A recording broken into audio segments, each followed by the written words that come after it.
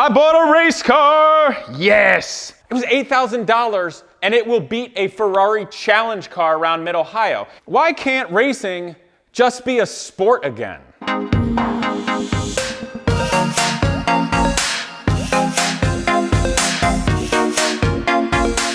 What's up, people? We're back for Casey's 80s Garage, and I have a new acquisition that will literally blow away all the others in terms of performance. And it's something you wouldn't expect. Now, I have to say the normal 80s Garage is still going on with the Porsche 928. We're keeping going, but I did sell the Porsche 944, the Toyota MR2, and the Volkswagen Scirocco. They all went to wonderful owners. Of course, Genius Garage, we're loading up right now to run the very cool 80s IMSA Corvette. Yes, not really part of my 80s Garage, but still 80s. I dig it. And of course, there's the 928. But for this one, I didn't get a street car. I bought a race car! Yes! This is a 1986 Argo JM17, if I remember the model correctly. But I guess I didn't remember it correctly because this is a Formula Continental, and I bought it for $8,000. Now, $8,000 will buy you a pretty darn nice street car, but won't buy you much in the way of race car. So why did I, Casey Putsch, the cocky jackwagon who always likes rough and tumble insane things with way too much horsepower, buy this little Formula car? It was $8,000 and it will beat a Ferrari challenge car around mid-Ohio. It'll also beat a bunch of NASCARs around mid-Ohio. Big, high horsepower, expensive, silly things with flappy paddles and cheater V8 motors. It'll beat it. And it's powered by what is generally kind of a boring 2-liter Ford engine with a single overhead camshaft used in Ford Pintos. I'm not kidding. The lamest car ever of the boomer era, the Pinto. That's gonna make people mad. I don't care, it's pretty lame, but the motors were used in cool race cars. And the Argo, this car was constructed in England. So I want you guys to take a look because I think we're gonna have a lot of fun with it. Now, this car I bought, this is my car with my own money to have fun with. And I also did this because I wanted to share it with all you guys and the young people out there, because during this series, I'm going to tell you the truth, the absolute, honest, behind the scenes, honest to God truth about racing no one else will say, because I don't care and I'm not owned by anybody. And because of that, like, you get set free in a way. And this car, okay, so it's from 1986. But if you're a good driver and good at setup and building, this $8,000 car, which I'll have less than 10 grand in, when it's finished and driving and kicking butt on the track, will still beat a lot of new cars. Now, you're not going to go out with this and win a modern SCCA National Championship. But let's face it, if you're doing that, you're probably spending too much money on the speed car you are. And if that's your hobby and that's what you really want to do, that's great. But if you're doing that to come become a professional race car driver and go somewhere and you think that's what's going to get you there, it's not. What's going to get you there is business and many millions of dollars somebody else is doing. So my little tidbit, and I'm going to talk a lot more about this, is if you're actually smart enough to buy a car like this for $8 grand and not blow your whole wad on something else, and you're good enough to maintain it well, cheaply, and good enough to tune it and be safe and fast, you're more the kind of person that's actually going to get the opportunity to professional drive, because you're not blowing stupid amounts of money on some car just to go a little bit faster so you think you're going to become a professional race car driver when it really comes down to business. Hello? Why else would you be able to drive a world-class car like this 928 for such a reasonable price? And that's what I want to bring to all you and share with you the reality of it. Don't be blinded by flash and everything else, because a bunch of rich guys go out and buy modern Ferrari challenge cars and they think they're a big deal, and they spend hundreds and hundreds of thousands of dollars, maybe $1 million campaigning the thing, and I can go wax them in a little Formula car with a Ford Pinto engine for less than $10,000. Welcome to Casey's 80s Garage. So let's look at it and go over it together. This is fun, the mechanics, yes! So basically what we've got, if you look down in here real quick, we've got a basic square steel tube frame chassis. And it has aluminum that is riveted to it, creating something of a monocoque structure. It has a brand new fuel bladder in it when I bought it, so that's nice. That's an expensive item. The belts are out of date, so I'm going to have to change those for racing. The steering wheel's a little dorky, so I think I might put on a more period one. This is my car. I just kind of want to have fun. Don't need to pretend to be something super special. I just want to have a good time and learn a little bit, practice, you know, kind of keep myself sharp, and it's just going to be a lot of fun. I'm doing this for fun, you know. I mean, up there's a Champ car. That's Genius Garage's Reynard ran Champ car 97 during the split of Indy. These things were still faster than a new Indy car is now. Yeah, we've got that. And yeah, we could drive that. And it's cool. But frankly, I'm just as excited or more excited about this $8,000 little Formula Continental Argo. If you check out the gauges, the previous owner, who was starting to put it back together after it sat for many, many years, put a real nice tachometer in it. That's kind of expensive. So let's see if I can yank off this bodywork by myself. The scoop is not bolted down yet, it's just sitting there. And we're gonna go through the spares. And I want you guys to see it because it's just so cool. And there's tons of young people out there that write me. It's like, Casey, I really want to drive. Can I drive? How do I drive? How do I get an opportunity? And it's sad because these young people still believe the myth that racing is like another sport, like you get a tryout for a team or something. It doesn't work that way, guys. Professional racing all comes down to business and money. And are you good enough? And are you an interesting enough figure to be on camera? That's it. And do you get in with that circle? That's how you get there. That's it. So anyway, let's have fun. Brian, would you be so kind as to help me get this bodywork off? I don't know if I can do it by myself so easy. I might be able to. So the wing, guys, here is on the nose. I'm going to put my feet under it, remove these clips real quick, hopefully. Look at that. Let's go, I say. Let's go. And this should come right off. Ta-da. You can see the battery and the master cylinders. Of course, your feet are up there. All right. So you want to get the rear? Might be able to just about go straight up. Oh, wiggle it? I don't know. There we go. Okay, can we go back there? Obviously the mirrors are attached. The windshield's kind of crappy. It's a piece of polycarbonate with some tint on, try to make it look cool, but it's broken, so I'll have to make a new windscreen for it. And when you remove this, you can better see the steel tube frame structure of everything here. And of course, the Pinto motor. Now for Formula Continental, it is a spec, a certain amount of compression, a certain camshaft, everything like that. It's easy for jack wagons to cheat, which is kind of depressing, by changing camshafts and such. You want to keep it nice, keep it legal, keep it fresh. No sense in being silly. But this car is, I mean, it's from the 80s, which for Formula Continentals with this engine is a little older. A lot of the used ones you find might be like a Van Diemen from the 90s, which will be allegedly a superior chassis, maybe a little slippery and all, but you're going to spend maybe double the money. Now, the other thing that's cool and also bad about these is if you want to race a Formula Continental like this in vintage racing, you totally can. It'll look great, you'll have a lot of fun and be out there. But the problem is if you race with something like the SVRA, they're going to stick you out there with Formula 1 cars and Indy cars and Indy Lights cars and Formula 3000, and you're going to get blown off the freaking track. These just don't make lots of power. 130, 150 horsepower, weighs about 1,000 pounds. And like I said, it can beat a Ferrari Challenge car around the track, but you're going to get blown off the track by Indy cars and Formula 1 cars and stuff. So I think a car like this, you can go to events like that. You could go to Road America like where we're going, but Road America has massive straights, and this doesn't have a massive engine, so it's kind of meh.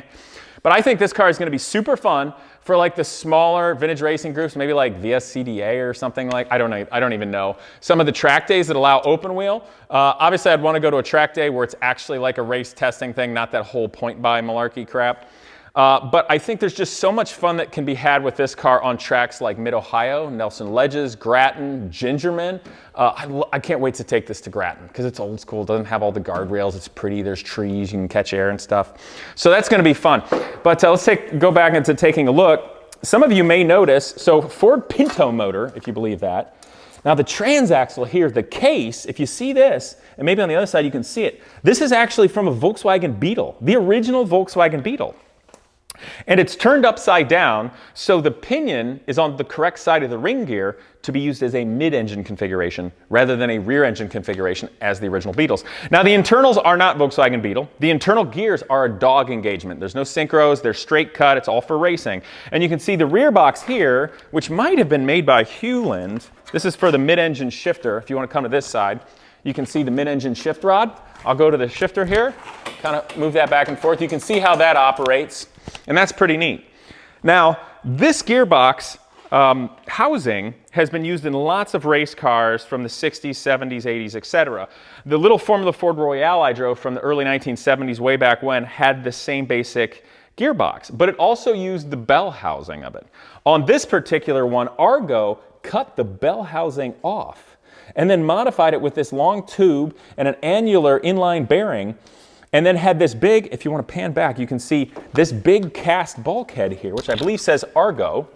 And the reason they made this big cast bulkhead is it attaches to the rear of the steel tubular frame. It also bolts the motor in.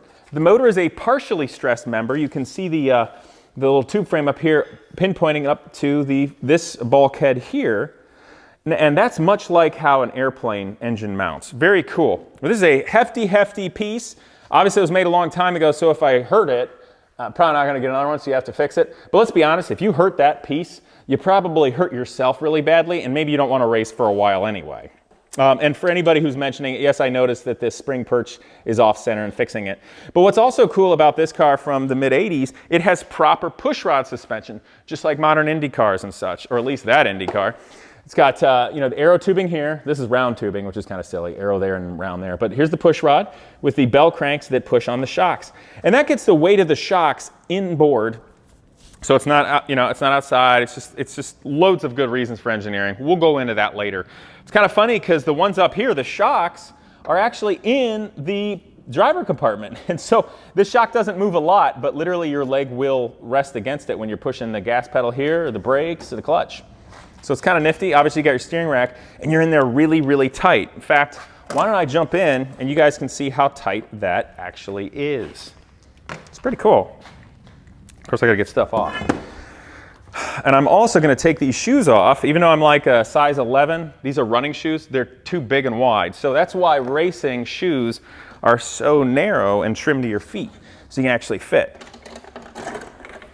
Now keep in mind, this car, there is no seat insert yet. I will have to make and or pour one. So here we are. So you can see what's going on here. My feet are just behind the leading edge of the tires well. Now, for all you safety freaks that like to point out stuff about safety, I'm just going to say this. Racing is dangerous no matter what you do or you're in. So the first best thing to do is not screw up, okay? Now, the next thing is there's quite a lot of crush protection from the front nose. You'll see there. A lot of crush protection from the axles and everything. So in my opinion, this is a reasonably safe race car. It is. Now, open wheel is inherently dangerous. Your head's out in the airstream and your wheels are out there. You touch wheels with somebody else, it might shoot you up in the air. And IndyCar, here's another truth bomb. IndyCar has now turned all their cars into the Pope-mobile with that ballistic shield, which isn't really an open cockpit car anymore, and kind of a disappointing if I ever get to drive it, because I miss the excitement of doing that, because they had to make it safer, because IndyCar is such a rich person's sport. You can't go killing off the wealthy family money that actually can still afford to do Indy cars. So you turn it in the Pope-mobile and you appease all the boards and people on corporate sponsors and everything like that. For better or worse, safer is nice, but I don't really think that's open cockpit. I like open cockpit, it's exciting. And keep in mind, people still race motorcycles. It's fun, it's a sport. There's risk in everything getting out of bed.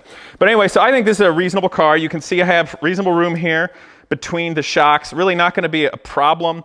This thing isn't going to pull so many G's that I'm so worried about it. But when I pour this seat, I will most likely build some lateral supports for my legs here so that I don't have to hold my legs up. Because holding your legs up does get a bit tiring. If you have some lateral support and possibly something in the middle, that makes it much better, allows you to be in tune with the car and driving it well.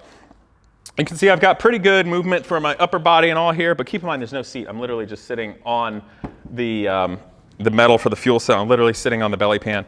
The fire extinguisher bottle goes right here, because that's a good place for it. There's not much room in these things, of course. That's something I'm going to have to replace. It needs a modern fire bottle, needs modern seat belts, going to have to do a seat, going to have to nut and bolt check everything. If there's anything I'm suspect of, I will Magnaflex it, but a lot of these A-arms and stuff are brand new, a lot of nice brand new hardware. Of course, it's going to need some new tires, going to put some real nice Hoosiers on there. You'll also notice the side radiators. You have the intake, which is just a small area here. So you have the higher speed air going in a small way, and then it comes out slowly. It's fascinating how that works, and this is how they did it to have the cooling you need on both sides, but keeping it very in line to the center of mass, which works well for cars. You want to keep your weight inside the wheelbase and closest to the center as possible, generally speaking. Now this steering wheel, if you want to come back here and kind of get a look over my shoulder, sucks.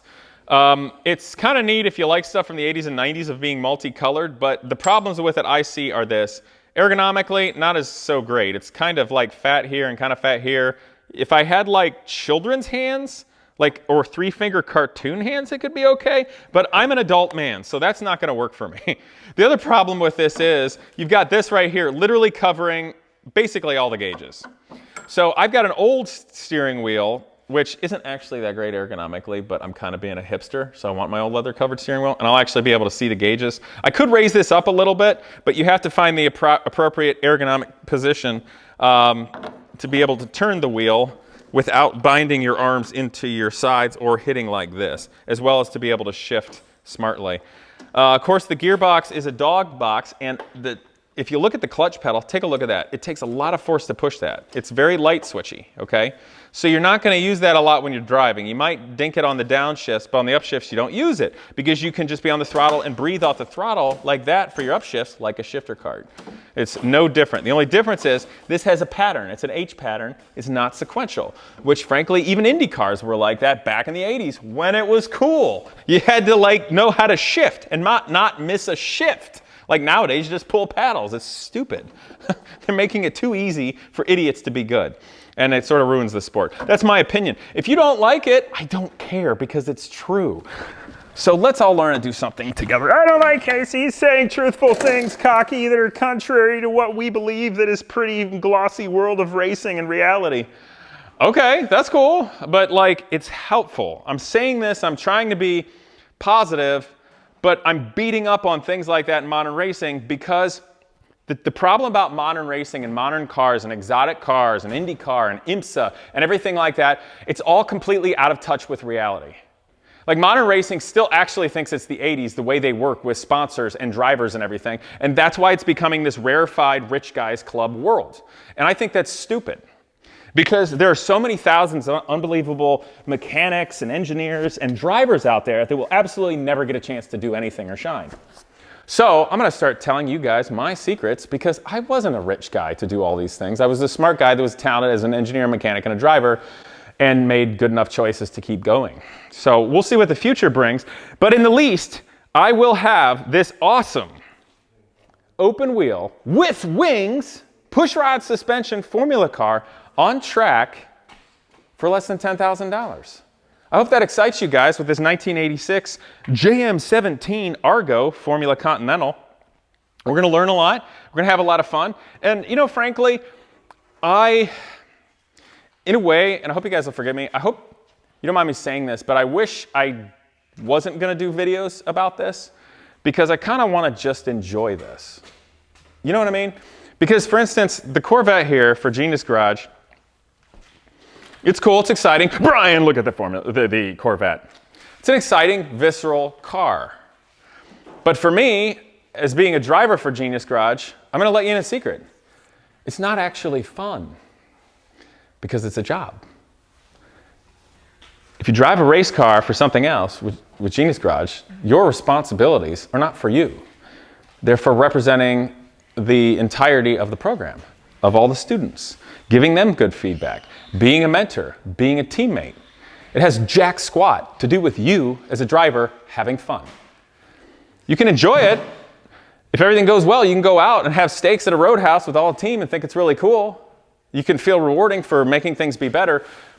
But if you're just out there having fun, or if it's some like ex-famous race car driver that doesn't do squat for anybody, or a modern race car doesn't give crap about the rest of the world except their stupid sponsor and driving in their Indy 500 when they couldn't even buy a personality. I'm sorry, but it's true. Like, I really hate modern race car drivers. The reason why we don't have any professional race car drivers for Genius Garage, and I'm doing it, is because they're all self-centered jackwagons. Even the old ones are still parading around vintage races thinking they're special.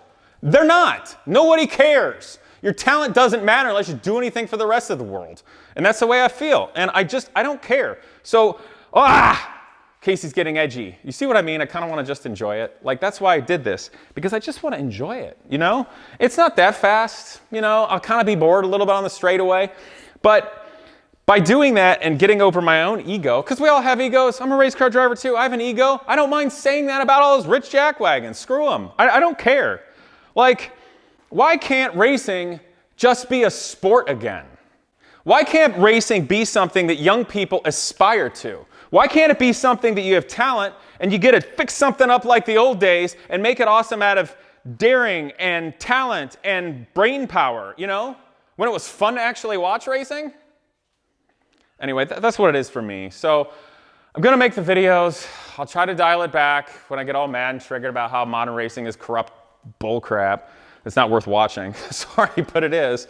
And I hope you guys enjoy it too. Maybe you'll get a race car, or maybe we'll be at a track day together. That'd be a lot of fun. I know there's a young person out there that watches. I think he's got a Formula Continental as well. Hey, let's hang out. Let's have fun.